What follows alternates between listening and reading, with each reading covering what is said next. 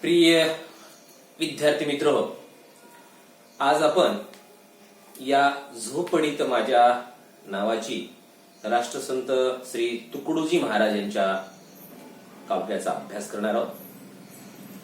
मी जेव्हा माझ्या लहानपणी शाळेत होतो तेव्हा ही कविता मला अभ्यासक्रमाला होती आणि ती माझी आवडती कविता होती.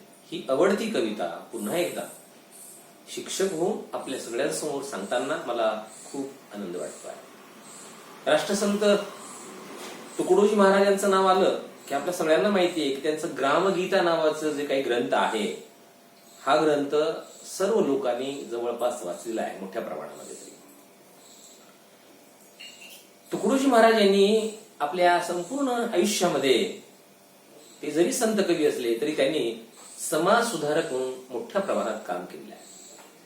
अंधश्रद्धा असेल, जातीभेद असेल, धर्मभेद असेल, या सगळ्या गोष्टींच्या मध्ये त्यांनी मोठ्या प्रमाणामध्ये काम केलेलं आहे. या देशातील, या समाजातील अंधश्रद्धा निर्मूलन झालं पाहिजे. या अंधश्रद्धेचं ती नेस्तनाबूत झाली पाहिजे. जातीभेद संपला पाहिजे, धर्मभेद असला नाही पाहिजे, यासाठी त्यांनी केलेले प्रयत्न अतिशय मोलाचे आहेत. आणि अशा या संत कवीने स्वच्छतेसाठी खूप महत्वाचं योगदान दिलेलं आहे. या कवितेचा फार महत्वाचा उद्देश असा आहे की सुख नावाचा जो एक प्रकार असतो, हे सुख फक्त उच्चभ्रू लोकांनाच मिळतं किंवा श्रीमंत लोकांनाच मिळतं किंवा ज्यांच्याकडे पैसा आहे, संपत्ती आहे, अशाच लोकांना मिळतं, ही गोष्ट चुकीची आहे.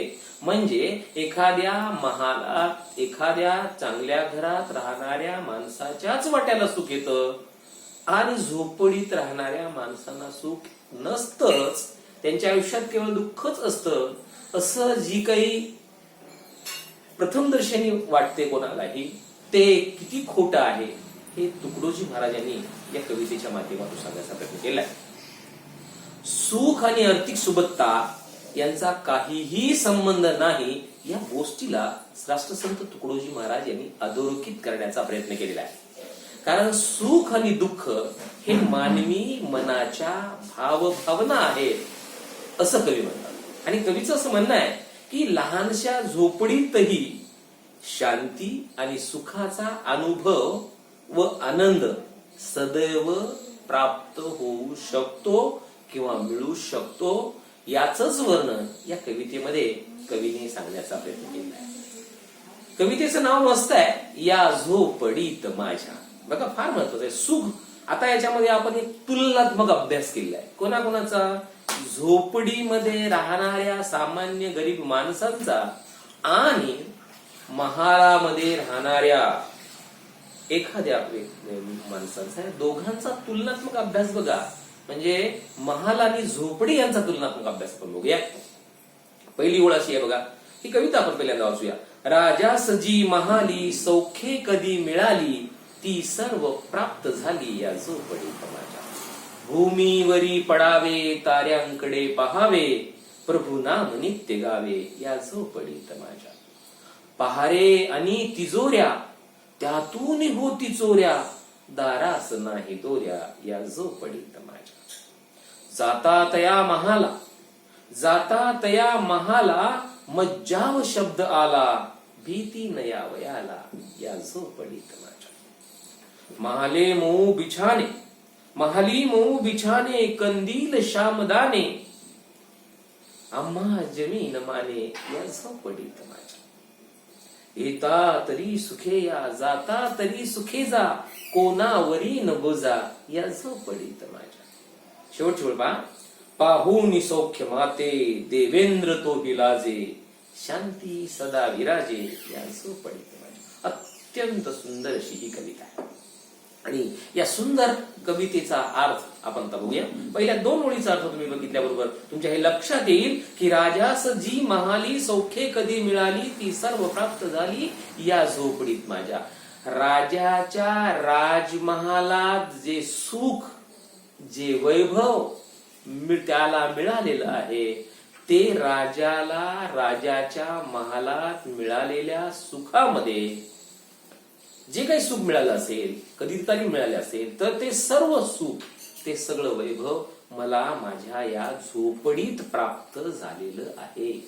राजास जी महाली सुखे कधी मिळाली, राजाच्या महालात राजाला मिळालेलं जे सुख आहे, वैभव आहे, ते सर्व सुख आणि वैभव मला सुद्धा माझ्या या झोपडीत मिळतं. ते कसं बघा, भूमीवरी पडावे आणि ताऱ्यांकडे पाहावे.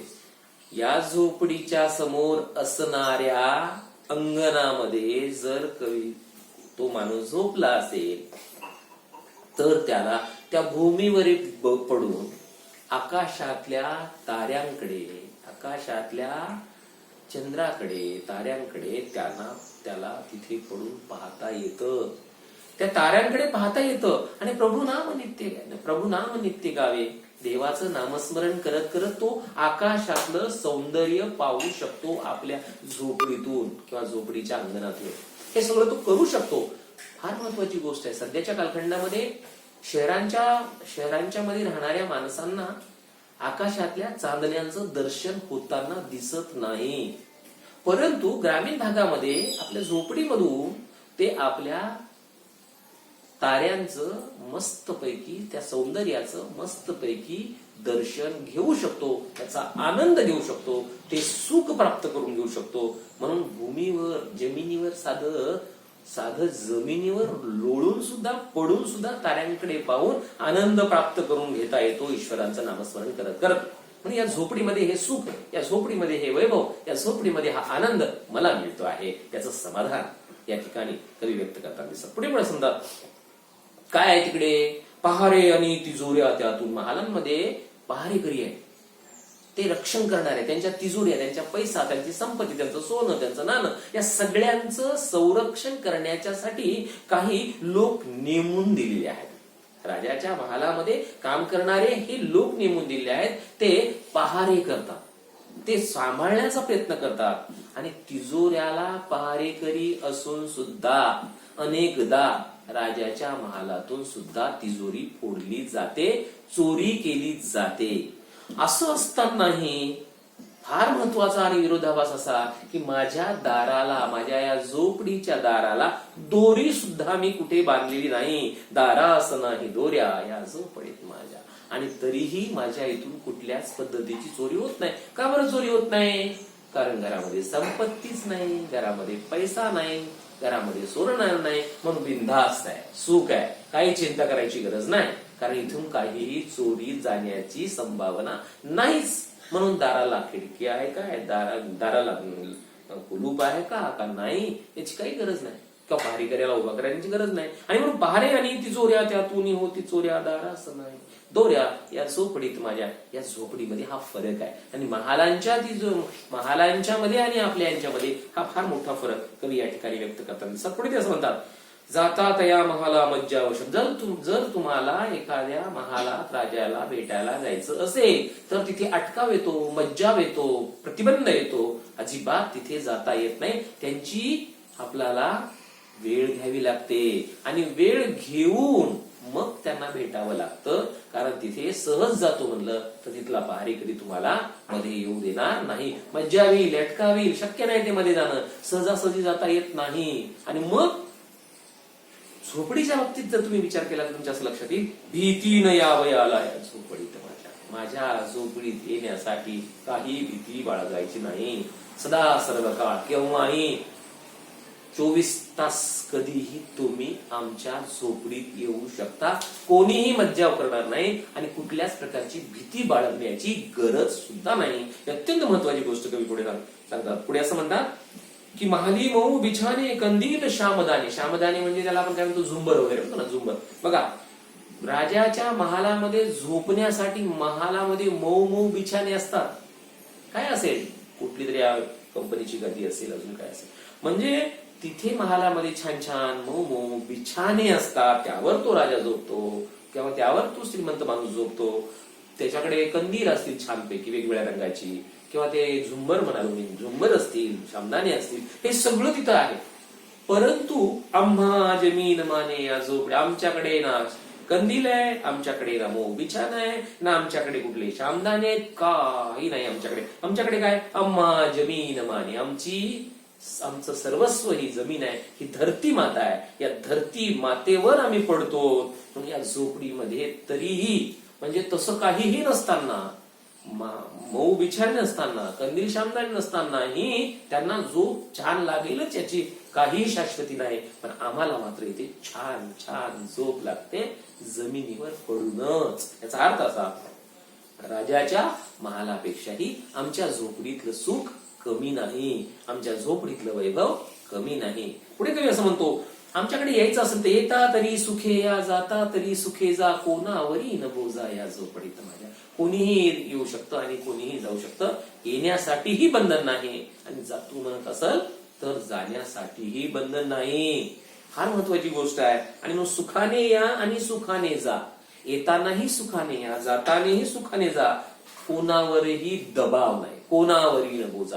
दबाव नाही, बंधन नाही, अटकाव नाही, मज्जाव नाही, काही नाही. कोणीही येऊ शकता आणि कोणीही जाऊ शकता. त्यासाठी तुमच्यावर येतानाही संशय घेतला जात नाही आणि जातानाही कुठलाही संशय घेतला जात नाही. त्याचं कारण असं आहे की तुम्ही येतानाही काही घेऊन येणार नाही म्हणजे, आणि जातानाही काही घेऊन जाणार नाही. येताना समाधान घेऊन येणार आहात, जातानाही समाधानच घेऊन जाणार आहात. कोणावरच बोजा नाही या झोपडीमध्ये. ही फार महत्वाची गोष्ट आहे. शेवटी कवी असं म्हणतो, पाहून सौख्य माते देवेंद्र तोही लाजे.